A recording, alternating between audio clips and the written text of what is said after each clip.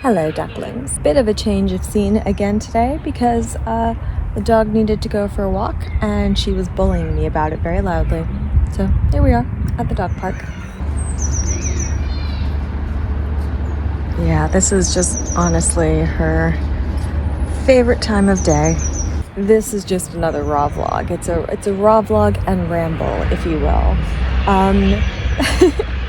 Because remember how many moons ago, 3 to be precise, I checked in at the start of the year because the United States had done a coup in Venezuela, and it really got me thinking and feeling about all of the ways that American soft power, cultural power was being willfully diminished in real time.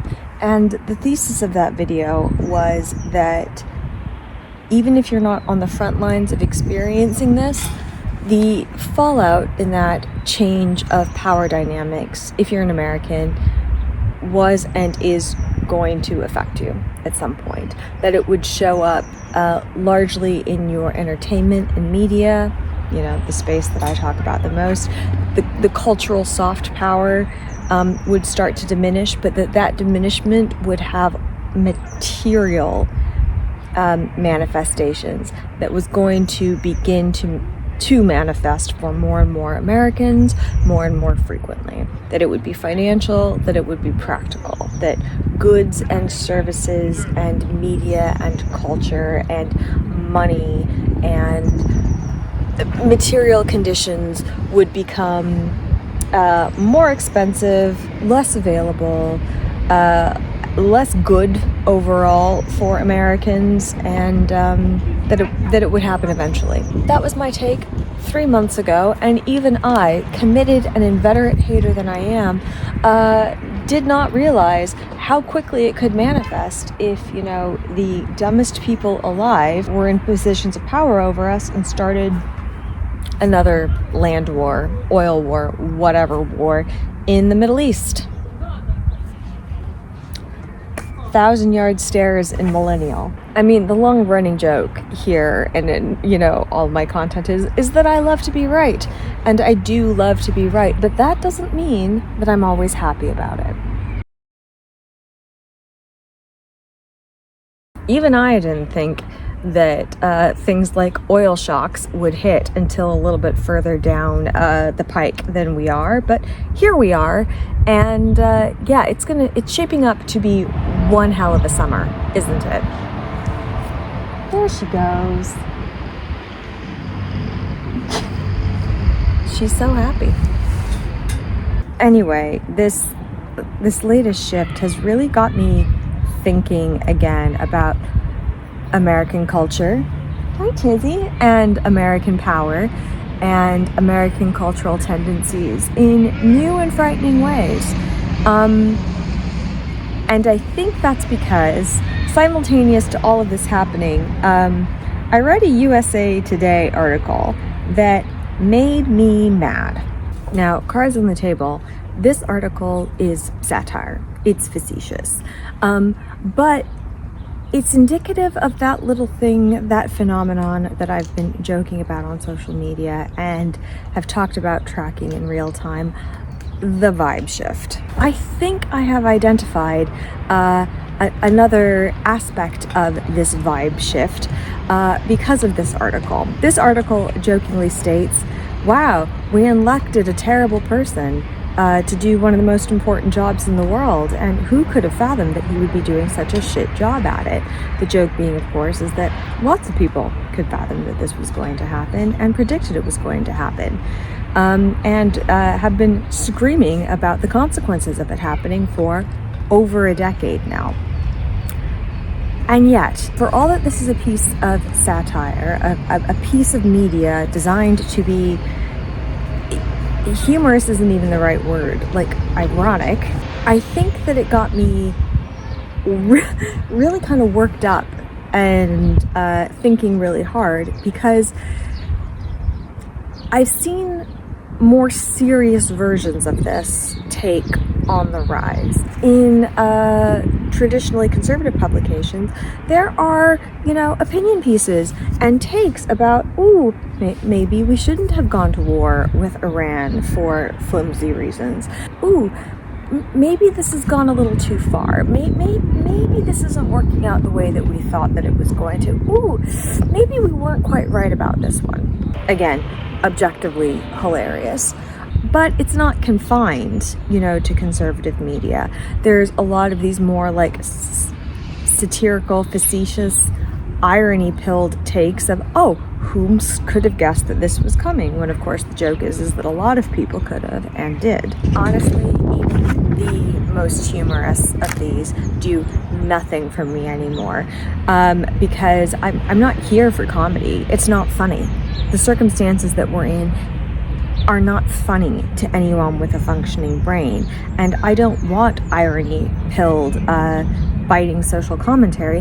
I want solutions. To me, this isn't a standalone piece of satire in that it's mocking a very real phenomenon. It's living alongside some other pieces of important cultural journalism.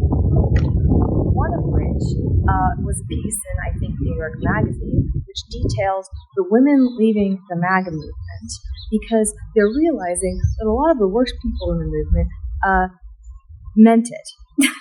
They weren't joking about their misogyny. They weren't joking about their hatred of women. They weren't joking about some of their most extreme stated political goals. And this is taking a bunch of women by surprise somehow. It's not just that.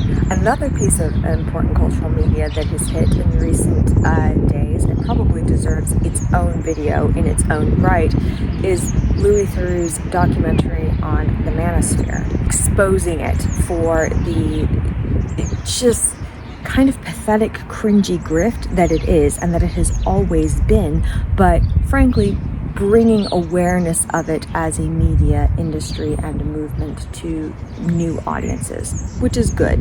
This sort of thing does need sunlight in order to be fixed. And I don't have a specific piece of reportage or, really good criticism, critique, or writing that I can point to, but I have anecdotally noticed a shift in recent months, an uptick in criticisms of the debate bro style of content creators, specifically like the Ben Shapiro's of the world, the Jordan Petersons of the world, and there is some actually good writing about this, the podcast bros of the world. This layer of communicators and media personalities who positioned themselves in roles of genuine prominence and influence over the last few years, and really positioned themselves as performatively contrarian.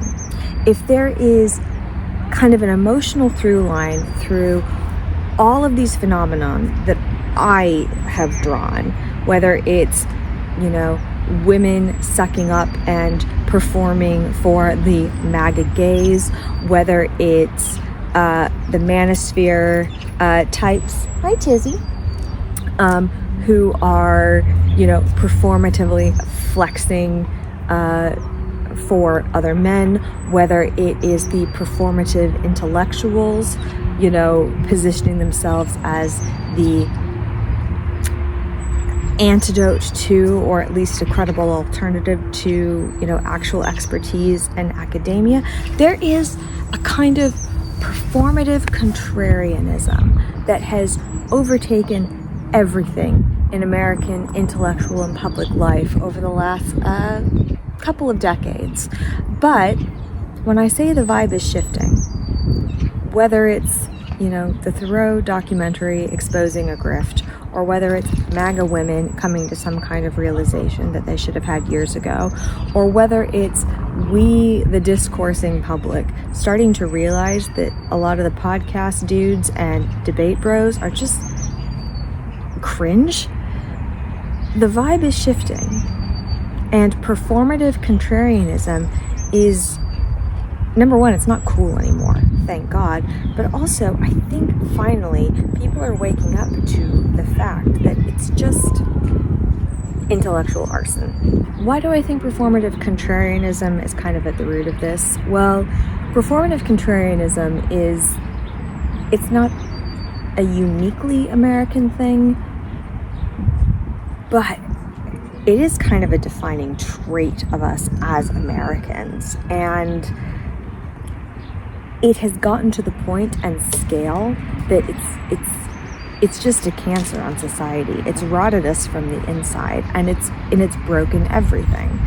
And this article, satire though it is, kind of, to me at least, distills the authentic logic, and I use that term so loosely, of performative contrarianism in American culture and public life that has kind of gotten us to this point and why we're in the mess that we're in. Now, I'm paraphrasing.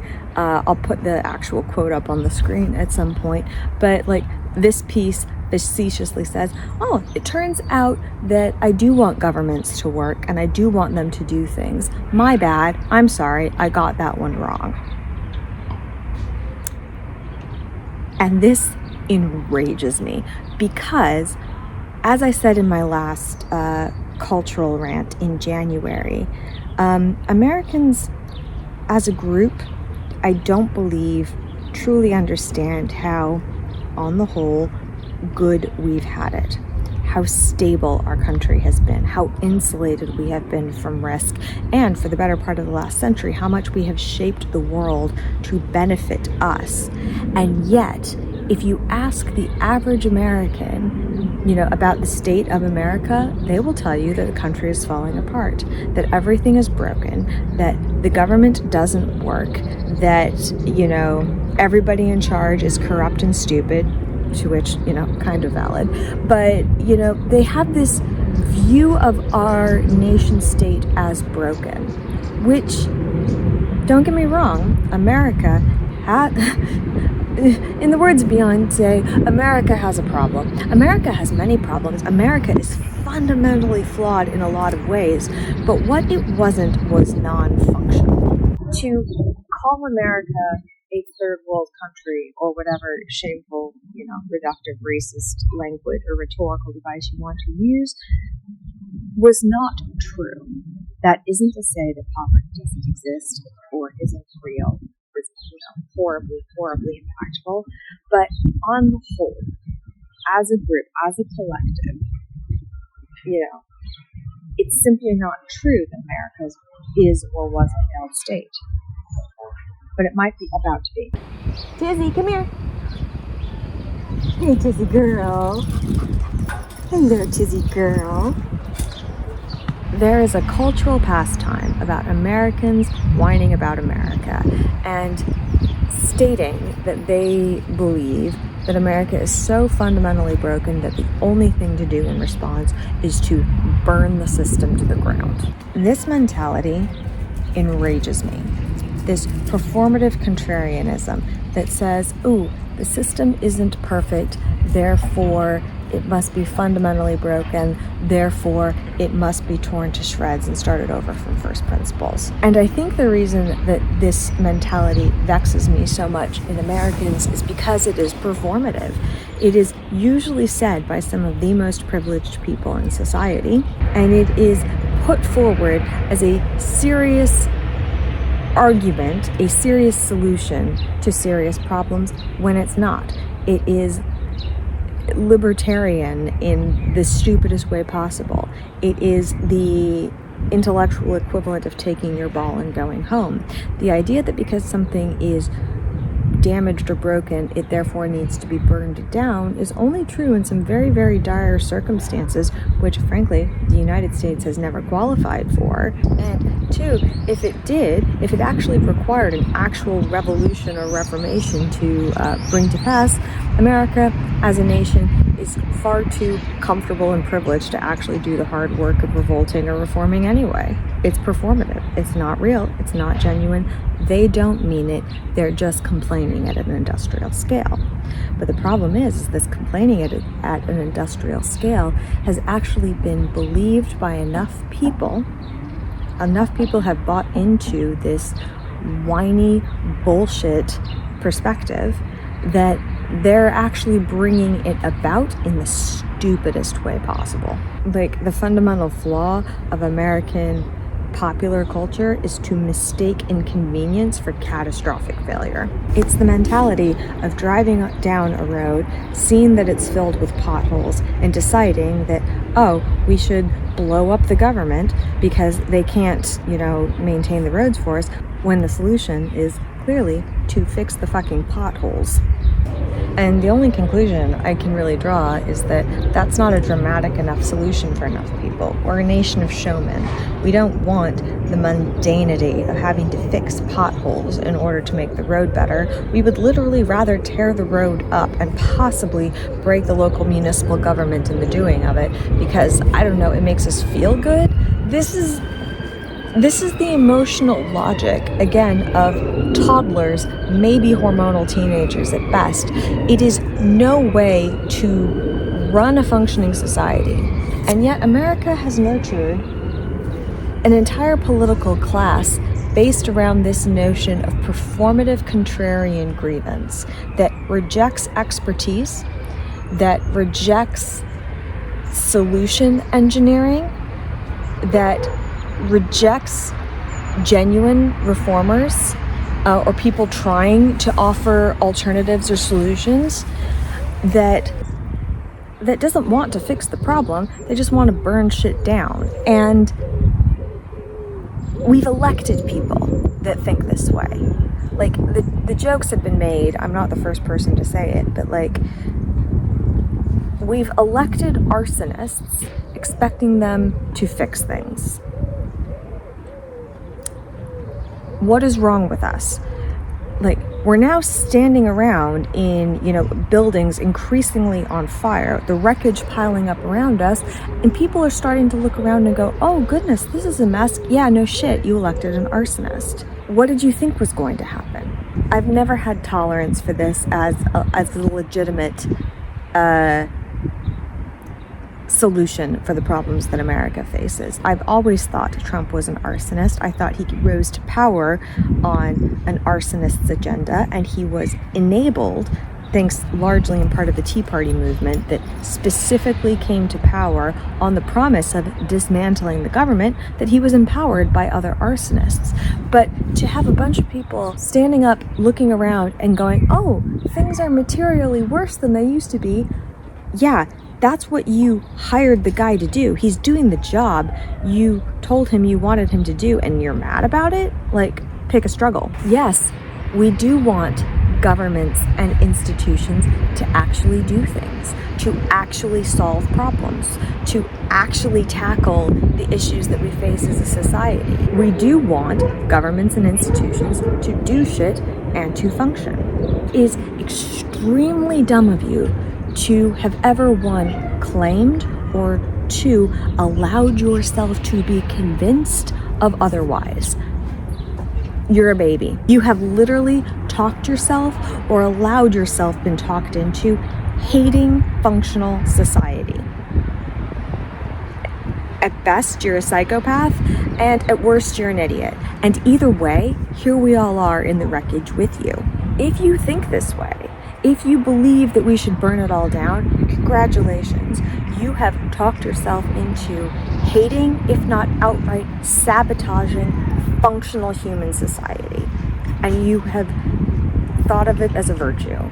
Like, go sit at the children's table where you belong. Being performatively against everything, whether it's established medicine or genuine expertise in academia or women or people of color or the global world order. Being just against everything without actually being able to articulate what you are genuinely for is not intellectual.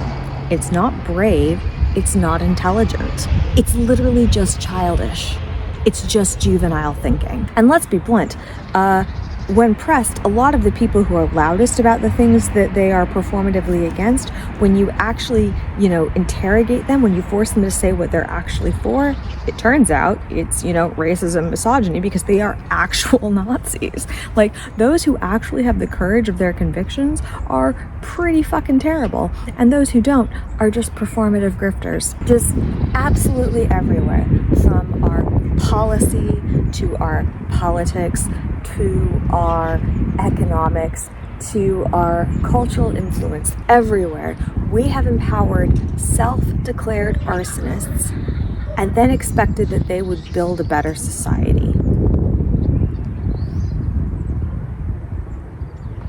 We deserve everything that we're getting, but that doesn't mean I'm cheering it on. Like, I'm glad that the Louis Theroux documentary has come out and that the manosphere is being exposed for the grift that it is and has always been, but Roe versus Wade has already been overturned, hasn't it? Like, the damage is done.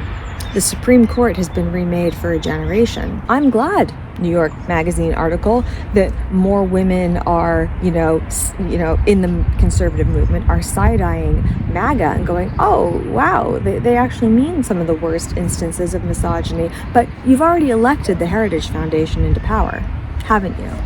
Like, the worst of them, the actual worst of them, the most powerful amongst them, want to actually overturn the 19th Amendment and take the voting right away from women.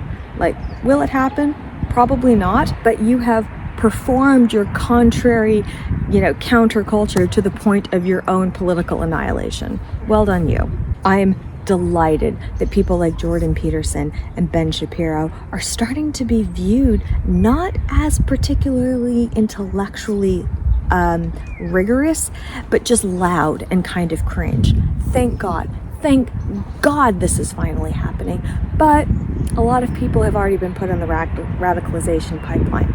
I'm glad that the podcast bros who have legitimized just asking questions as some kind of rhetorical argument when it isn't. It is the absence of an argument. It is the absence of expertise.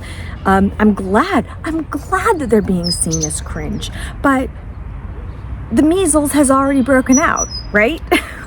I am so glad that the vibe shift is happening, that the performative contrarianism that has defined so much of our public life, from Brexit here in the UK to just thinking we could, vibe our way through another war in the Middle East at time of recording. But the damage is done. The genie doesn't go back in the bottle from some of this. Like, I'm so frustrated as a society of how much damage we are frankly inflicting on ourselves when we didn't need to. I'm not here for the schadenfreude of it. Like, I take no pleasure in it. I don't want the satire about how the building is on fire. I want firefighters, and there don't seem to be any coming. I mean, at some level, I am hopeful that this moment in American history and politics is something of an extinction flashpoint. I don't know, what's that term? An extinction burst. The last gasp of a lot of failed ideologies, like just flailing for the last, little bit of their death throes. But I don't know, man. Like I said, it doesn't matter if these things are on the decline or if the vibe is shifting. The damage is done. Also, I am under no illusion that we can just put back things to the way that they were. And anyone who is trying to sell you on that as next steps, politically or socially, economically, religiously, is, I think, selling you a false bill of goods. I talk about culture. I talk about soft power. But again, my argument is that I'm actually talking about whole world orders, whole ways of doing things, of existing and moving through the world, whole sets of shared language and shared values, which are being unmade in real time. You can't just put those back to where they came from. Also, I don't want to put things back to the way that they were, because the way that they were clearly enabled the rise of some of these forces in the first place. And you know, I don't want to recreate the circumstances that allowed some of the worst, stupidest, most maligned intentioned people to rise to the positions of prominence that they've held in my lifetime. I don't want that back. But that means we're going to have to fundamentally do things differently. And to bring this all around in my own head to some kind of philosophical consistency, I just fundamentally doubt my countrymen's ability to rediscover sincerity after